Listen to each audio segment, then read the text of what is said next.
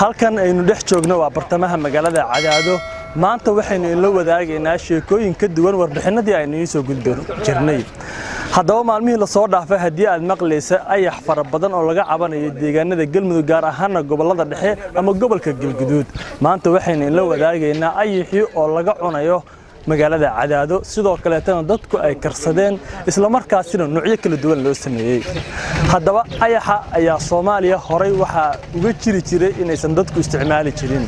balse maanta Cadaado waxay u muuqanaysaa in laga daahfuray mashruuca ayax cunista Soomaaliya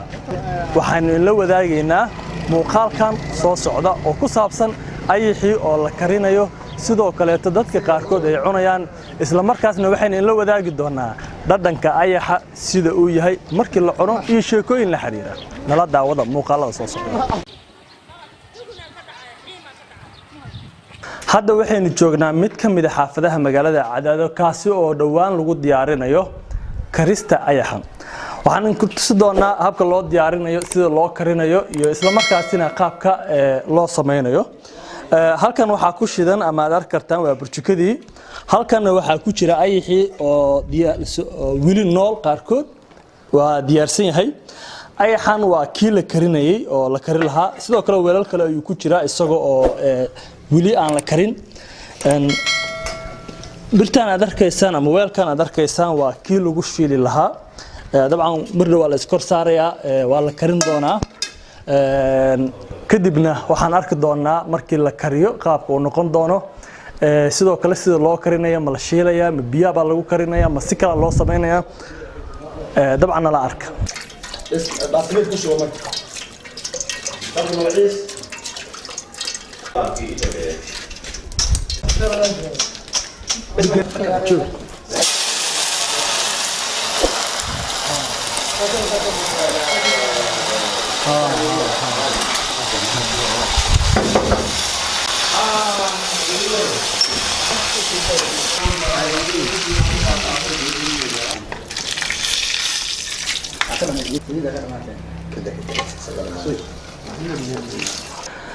hadda waxaynu aragnay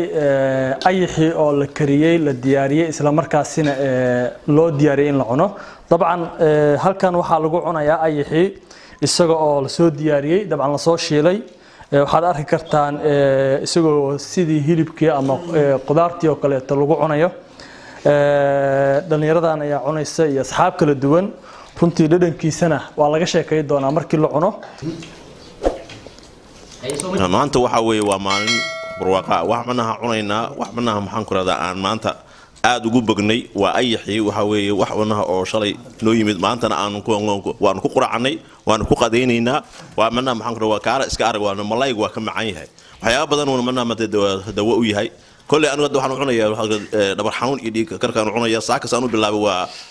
وحوين باندريم هي وحوي كذا كالا إسكارك ولا بريس كمرك لغو عنو وحاب منها معان كرا هذا أم كتر لها إن سوى منها مقاعدها هي اللي كريو أصحاب تاعنا ودن وحوي قفبوا منها معان كرا سيبوا عنها هي ومنها معان كرا بارك ودا وجود السلام عليكم ورحمة الله لأن كيس آدي معي هاي بارك منها معان كرا هذا بالله كبرك تكرفته ولغانا كرفيسا وحاول قارك تبت كجريسا مدح يحوت كعنيسا وحوونه لما يسمعنا وأنا حير صراحة طبعا أي حان أيام كشيء كيني وربحنتنا إنه كسو قادنا إنه واحد أركي كرتان أما هرنا عطوسو عركتان أي حا طبعا لكرينا يو لديارنا يو لعنا يو ومركو جور رئيسي وياهان طبعا أنت اللوجي هاي أو أي حلقة عنو صوماليا أما جارهان مجالدان عدادو sheekadan ayaan waxay ka duwan tahay sheekooyinka kaleeto waxayna sidoo kale maanta ama saameyn ay ku yeelatay hadal haynta in ayax markii ugu horeysay laga cuno Cadaado